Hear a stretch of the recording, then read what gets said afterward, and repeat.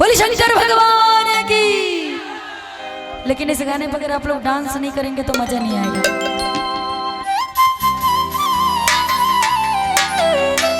वाह, इसके बाद आप लोग झूमने के लिए तैयार रहिएगा। और पहन के गेरुआ साड़ी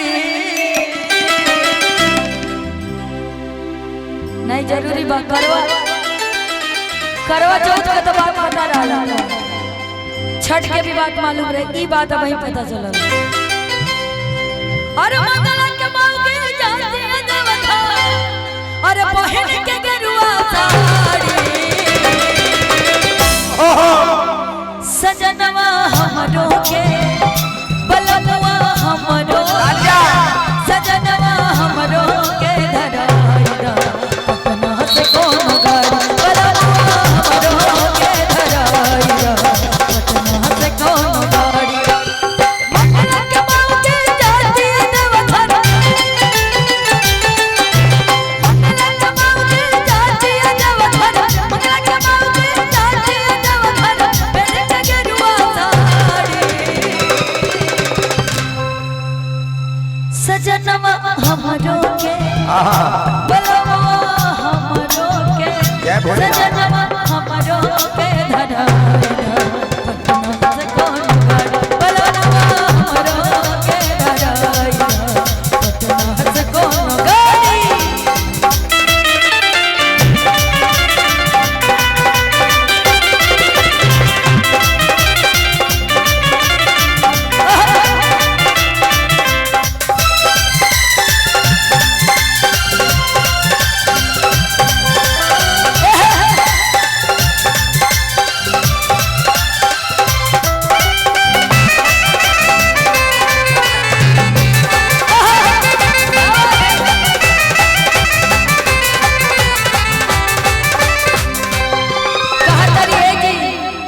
पिछला सावन बीत गई नहीं जाए देला हमरा के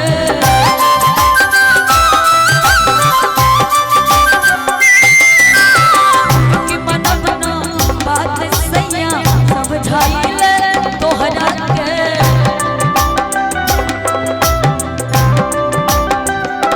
पिछला सावन बीत गई नहीं जाए देला हमरा के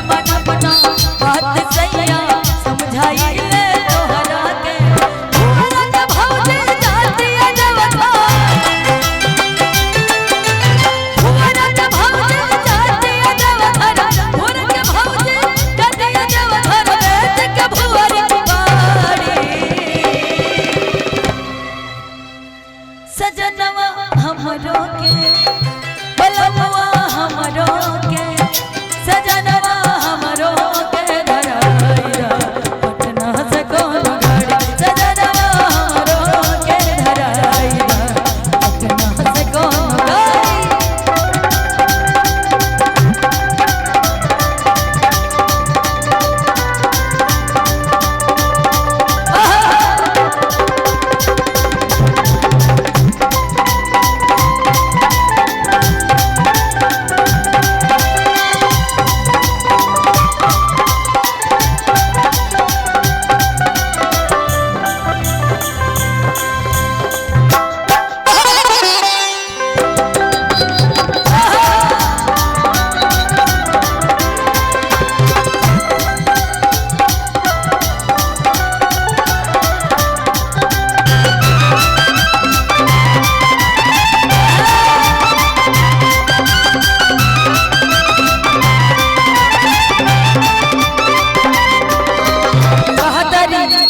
पिछला सावन बीत गई नहीं जाए देला हमरा के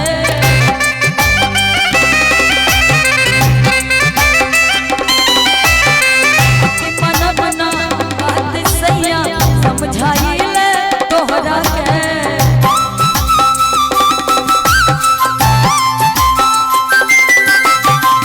लेकिन सेम हो गइल कहा तारी बाबा भिरी हम जइबे करब मन में श्रद्धा पार बा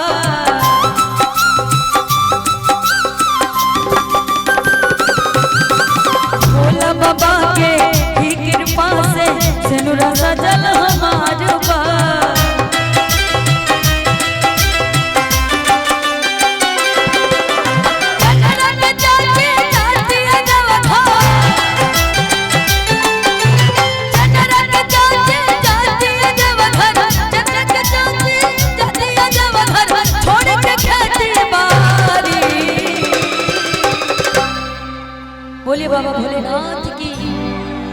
अच्छा थोड़ा सा एक आप लोग ठुमका तो लगा दो जरा, ऐसे कमर पे हाथ रखिए तो ऐसे ऐसे आप भी रख लो भाई, ऐसे रखो ना ऐसे, अरे रखो ना, बताती हूँ सुंदर बीवी मिलेगी, नहीं मिलेगी तो सुंदर हो जाओ। ऐसे रखिए ना और कहेंगे क्या,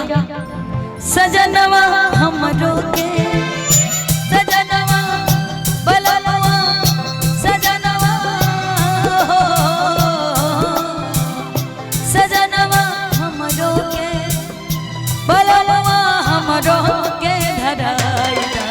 पटना से कौन गाड़ी, सजनवा हमरो के धराइला पटना से कौन गाड़ी।